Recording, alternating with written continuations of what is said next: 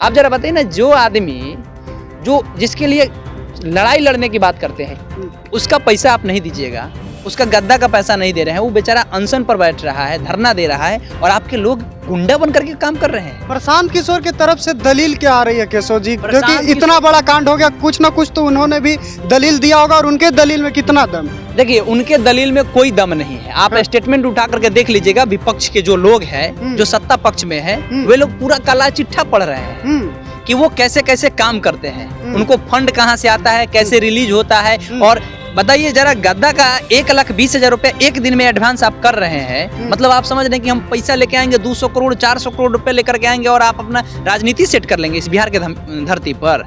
ये आसान नहीं है, बहुत असंभव है। जो जगह चुना गया है ना बिहार, यहाँ से राजनीति सफल करने के लिए आपको बिहार के एक एक गांव में जाना होगा। वैसे नहीं कि टेंट पंडाल गाड़ करके आप जा करके वहाँ पे रिपोर्टिंग कर लेते हैं और लोग रख लेते हैं, मीडिया में अपना हवाबाजी कर लेते हैं, उस बेस पर काम कर लेंगे।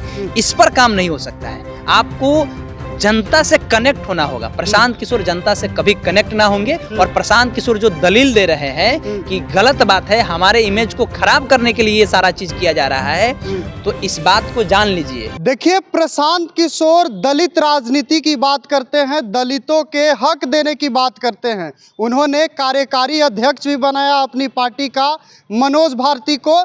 लेकिन आपको बता दें कि इन दिनों एक खबर चल रही है कि एक दलित व्यक्ति है जिसने गद्दा दिया था प्रशांत किशोर को अनशन करने के लिए, लेकिन उसके गद्दे का जो 12 लाख रुपया है प्रशांत किशोर ने रख लिया। इसकी क्या सत्यता है, क्या सच्चाई है, इसी पर हम चर्चा करेंगे। और चर्चा के लिए हमारे साथ पब्लिक स्टेशन के पत्रकार केशव यादव मौजूद हैं। क्या लगता है केशव जी, प्रशांत किशोर की छवि खराब की जा रही है या वाकई घालमेल है, 12 लाख रुपया उस गद्दे वाले का रखा गया है? एक कहावत जानते हैं ना कि बिना आग लगे कहीं धुआं नहीं उठता है। हाँ। ठीक वही हाल है। प्रशांत किशोर को गद्दा चाहिए था, अनशन करने के लिए, गांधी मैदान में बैठने के लिए चाहिए था। गद्दा का जो अमाउंट है वो ज्यादा कब होता है? जब डाक बोला जाता है। आपको हम अभी कहेंगे कि अभी हमको 1000 गद्दा चाहिए 1 घंटे के अंदर, तो आप बोलिएगा भैया इसका रेट थोड़ा ज्यादा लगेगा, है कि ना? उसके बाद आप कहिएगा कि हमारे पास नहीं, हम दूसरे किसी से मंगा रहे हैं, रेट ज्यादा लगेगा, तब आपको गद्दा दे पाएंगे। और गद्दा का बात 4 दिन का हुआ था, कंबल और गद्दा टेबल वगैरह का बात हुआ था उनका। उस समय वो 1,20,000 समथिंग रुपया वो दे चुके थे एडवांस। 4 दिन का बात हुआ था धरना को लेकर के। लेकिन वो गद्दा जब तक आप उसको सौंपते नहीं है तब तक आपको जिम्मेदारी रहता है आपके ऊपर कि भाई अगर गद्दा जब हमारे दरवाजे पर आया है, जब तक हम यहाँ से रिलीज नहीं करेंगे तब तक का अमाउंट जोड़ा जाएगा। हाँ, और 10 गद्दा है तो 10 आपको देना भी होगा। जितना गद्दा, अगर कंबल जितना बात हुआ है, जितना गद्दा का बात हुआ है, आपको देना पड़ेगा, जितना टेबल का बात हुआ है। अब जरा बताइए कि वो आदमी अपना गद्दा वगैरह जनवरी के 1 तारीख या 2 तारीख को दिया, उसको जनवरी के 29 तारीख को गद्दा रिटर्न मिला। वो विभाग कोई लेके जाए, उनको प्रशांत किशोर को उठा करके जेल में डाल दे, चाहे कहीं कर दे, उससे क्या लेना देना है? प्रशांत किशोर को पुलिस उठा के जेल में डाल दे या प्रशांत किशोर को पुलिस मारे, उससे उसको मतलब नहीं है। वो जो बात उसका हुआ है कि आप गद्दा हमसे लिए हैं, हमारा गद्दा जब तक पहुंचवाइएगा नहीं तब तक का अमाउंट जोड़ा जाएगा, वो जोड़ रहा है।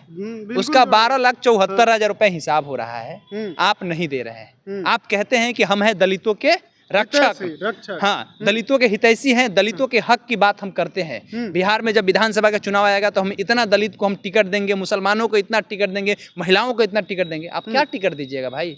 आप जरा बताइए ना, जो आदमी जो जिसके लिए लड़ाई लड़ने की बात करते हैं उसका पैसा आप नहीं दीजिएगा, उसका गद्दा का पैसा नहीं दे रहे हैं, वो बेचारा अनशन पर बैठ रहा है, धरना दे रहा है और आपके लोग गुंडा बन करके काम कर रहे हैं। प्रशांत किशोर की तरफ से दलील क्या आ रही है केशव जी? क्योंकि इतना बड़ा कांड हो गया, कुछ ना कुछ तो उन्होंने भी दलील दिया होगा और उनके दलील में कितना दम? देखिए, उनके दलील में कोई दम नहीं है। आप स्टेटमेंट उठा करके देख लीजिएगा, विपक्ष के जो लोग हैं, जो सत्ता पक्ष में है, वे लोग पूरा काला चिट्ठा पढ़ रहे हैं कि वो कैसे कैसे काम करते हैं, उनको फंड कहाँ से आता है, कैसे रिलीज होता है। और बताइए जरा, गद्दा का 1,20,000 रुपया एक दिन में एडवांस आप कर रहे हैं, मतलब आप समझ रहे हैं कि हम पैसा लेके आएंगे 200 करोड़ 400 करोड़ रुपए लेकर के आएंगे और आप अपना राजनीति सेट कर लेंगे इस बिहार के धरती पर।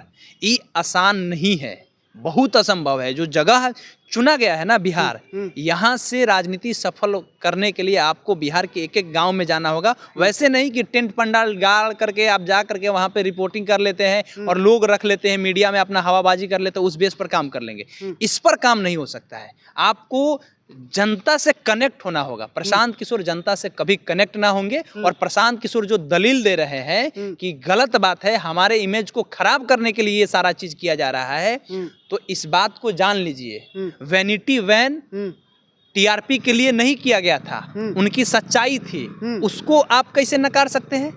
आप धरना प्रदर्शन पर कह रहे थे कि आम जनता उसमें भी जा रहा है, सब छात्र उसमें जा रहा है, वैनिटी वैन में शौचालय कहाँ जाएगा? तो आप तो वहीं पे खत्म कर दिए ना। आप इक्वलिटी की बात करते थे, प्रशांत किशोर इक्वलिटी की बात करते थे, समानता की बात होनी चाहिए। अब जरा बताइए, अपने रहेंगे वैनिटी वैन में जाएंगे शौचालय करने, और 1000 लोग जो गांधी मैदान में प्रोटेस्ट कर रहा था, वो कहाँ जाता?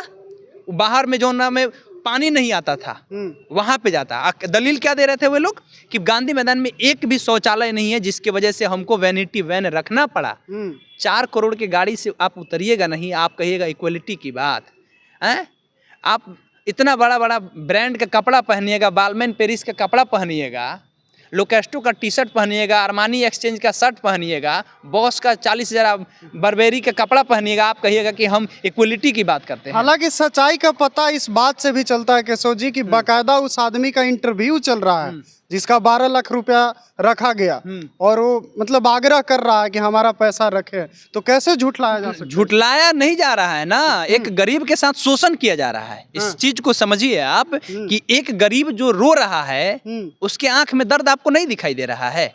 वो कह रहा है कि हमारा पैसा रख लिया गया है, और 12 घंटा वो बैठ रहा है वहां पे। प्रशांत किशोर के लोग कह रहे हैं कि मिलवा देंगे, और बाद में कह रहे हैं कि तुमको जिससे मिलना है मिल लो, लेकिन हम प्रशांत किशोर से नहीं मिलेंगे और तुम्हारा पैसा नहीं देंगे। तो ये गुंडागर्दी ना है जी। इस सत्ता में आदमी आ जाए तब क्या करेगा ये? जो आदमी अभी इस तरीके का स्टेटमेंट दे रहा है, जो सत्ता में नहीं है, जिसके पास में एक विधायक नहीं है, जो वोट काटने का काम कर रहा है, पैसा कहाँ से आ रहा है आपको भी पता है।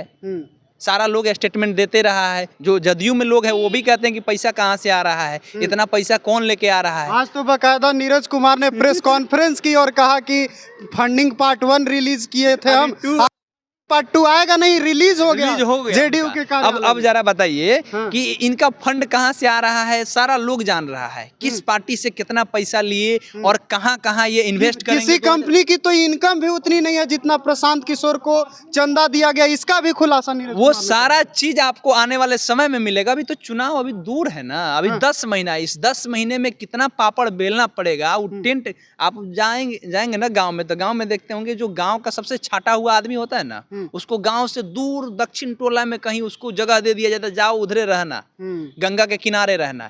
ठीक वैसे ही राजनीति पार्टियां की सारा ऑफिस कहाँ पे है? बिरचंद पटेल के आसपास में सारा है।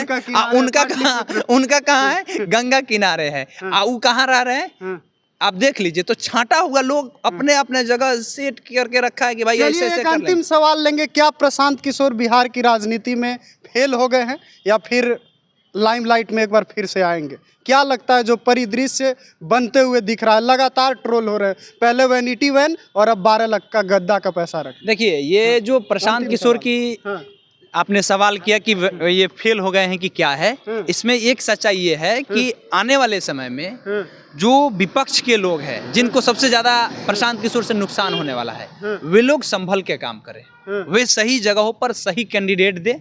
अगर वो गलत कैंडिडेट देंगे, जैसे लाइक मान लीजिए आप पटना का सीट ले लीजिए, दीघा का ले लीजिए, चाहे दानापुर का सीट ले लीजिए। सपोज जैसे अभी उतार चढ़ाव चल रहा है राजद में कि रीतलाल यादव जो है वो हो सकता है कि राजद के साथ ना रहे, राजद उनको टिकट ना देती है। चाहे मान लीजिए कि कहीं किसी और सीट की बात कर लीजिए, जो बहुत मजबूत लोग हैं पार्टी के लिए, हमेशा से वो लोग लड़ते रहे हैं, उनके पास में लोग है, जनबल है, सब धनबल है, सब चीज़ है, वैसे लोग को अगर राजद टिकट नहीं देगी, मिस्टेक करेगी, तो हमको लगता है कि आने वाले समय में प्रशांत किशोर वैसे लोगों को टाई अप करेंगे और वैसे लोग को टिकट देंगे। तो हो सकता है कि वो 1-8 सीट 2-4 सीट प्रशांत किशोर को आने वाले 2025 के विधानसभा में मिल जाए। तो अभी ये नहीं कह सकते कि प्रशांत किशोर असफल हो चुके हैं।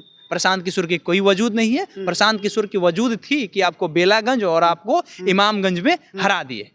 प्रशांत किशोर की ग्राउंड पर हर जगह पर वजूद नहीं है, लेकिन जहां व्यक्ति विशेष का मैटर करेगा वहीं पे प्रशांत किशोर अपना पत्ता आजमाएंगे। वहां किसको प्रत्याशी बनाया जाए, जहां जैसे आरजेडी यादव को प्रत्याशी देगा, मुसलमान को प्रत्याशी देगा जिस विधानसभा सीट पर, उस सीट पर हो सकता है कि प्रशांत किशोर वहां यादव को टिकट दे दे और यादव की वहां आबादी अच्छी खासी होगी, तो हो सकता है यादव लोग अपना एक तरफ तो चले अभी जाएं। इसका निष्कर्ष निकालना जल्दी होगा। हाँ, अभी नहीं कह सकते हैं, ये गर्भ भविष्य के गर्भ में छिपा हुआ है। चलिए, तो हमारे साथ केशव यादव थे और इन्होंने कहा है कि देखिए कहीं ना कहीं आग लगी है तभी धुआं उठा है। हम लोगों ने चर्चा की, आपकी क्या प्रतिक्रिया इस चर्चा पर जरूर बताइएगा। फिलहाल के लिए इतना ही, बहुत बहुत धन्यवाद।